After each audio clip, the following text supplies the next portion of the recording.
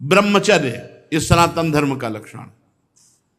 सत्य, दया, तपस्या, शौच, तितिक्षा, उचित अनुचित का विचार, मन का संयम, इंद्रियों का संयम, और 9वां अहिंसा, और 10वां ब्रह्मचर्य। ये ब्रह्मचर्य सबके लिए है। बहुत घातक है भोगों का आकर्षण। ब्रह्मचर्य के बिना पूरा का पूरा जीवन खोखला हो जाता है। मन से, वचन से और शरीर से, तीनों से ब्रह्मचर्य होता है। मन का ब्रह्मचर्य, विषयों का चिंतन ना करना। यहीं से नाश प्रारंभ होता है, पतन यहीं से होता है।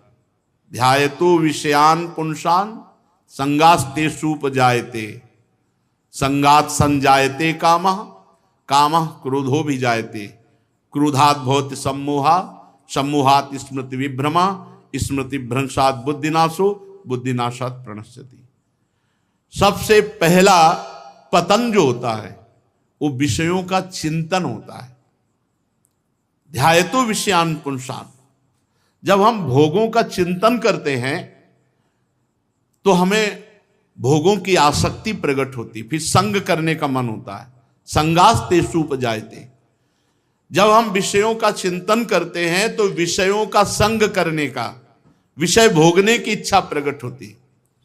जहां विषय भोगने की इच्छा प्रकट हुई, काम राज्य हृदय में छा गया। संगात संजायते कामा, और कामना जब बढ़ी तो सब मूढ़ता छा जाती है, स्मृति नष्ट हो जाती है। हम कौन हैं, हमारा क्या कर्तव्य है, हम क्या कर रहे हैं। सच्ची मानिए बहुत निकृष्ट, बहुत निकृष्ट काम। वचन से हमें कभी भोगों की बातें नहीं करनी, और शरीर से हमें कभी भोग क्रिया नहीं करनी। अधर्मयुक्त क्रिया का त्याग, धर्मयुक्त क्रिया की स्वीकृति, ये गृहस्थ धर्म और संपूर्णतया विरक्त धर्म। जो ब्रह्मचर्य रहता है उसे शरीर बल, मनोबल, बुद्धि बल, वचन बल, ये सब जागृत हो जाते हैं। वचन बल, जो बोला वही लागू हो गया, जबरदस्ती आपको मानना पड़ेगा। और मनोबल, जो संकल्प किया अंदर वही बाहर क्रिया प्रारंभ हो गई, वही दिखाई देने लगा। देह बल, रात दिन मेहनत करो फिर भी थकान नहीं। आप कुछ समय तक व्यवहार करके देखिए ब्रह्मचर्य का, फिर आपको खुद पता चलेगा कि कितना आनंद प्रदान करता है ब्रह्मचर्य। ब्रह्मचारी को विषय भोग जहर है ऐसा मानना चाहिए। जैसे कितनी भी सुंदर खीर हो और कोई हमारे कान में आकर विश्वसनीय कह दे कि इसमें जहर पड़ा है तो हम बिल्कुल नहीं खाएंगे। हमारे शास्त्र कह रहे हैं, महर्षि जन कह रहे हैं कि ये विषय भोग जहर है, महान विषय है, ये पूरे जीवन को नष्ट कर देता है। तो ये जब ज्ञान हो तो उसका फल है विरति। जब हमें ज्ञान हो गया तो उससे हमें वैराग्य होना चाहिए, पर नहीं। ये ज्ञान तो है कि भोगों में सुख नहीं है, भोग दुख रूप है, भोग जहर के समान है। कैसा ज्ञान है? वाचिक ज्ञान, उपदेश देने के लिए। लेकिन जब भोग सामने आते हैं तब ये ज्ञान काम नहीं करता। यदि उपासक भोगों से भयभीत हो जाए तो बच जाए, बहादुरी नहीं, भागना पड़ेगा इसमें।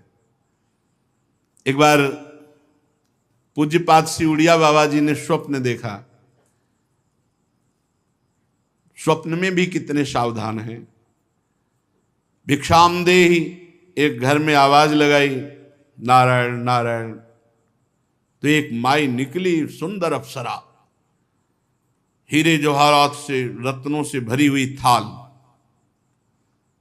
आवाज एक घर में लगाई और सैकड़ों घरों से निकल आई और सब एक से एक सुंदर, और चारों तरफ से घेर लिया और मुस्कुराना, हाव भाव प्रकट करना। बाबा भागे और बहुत जोर के भागे और कई किलोमीटर तक भागते रहे। फिर पीछे मुड़ के जब देखा कि कोई नहीं दिखाई दे रहा, तब खड़े होकर सांस ली। जब सांस ले रहे थे तो आंख खुल गई।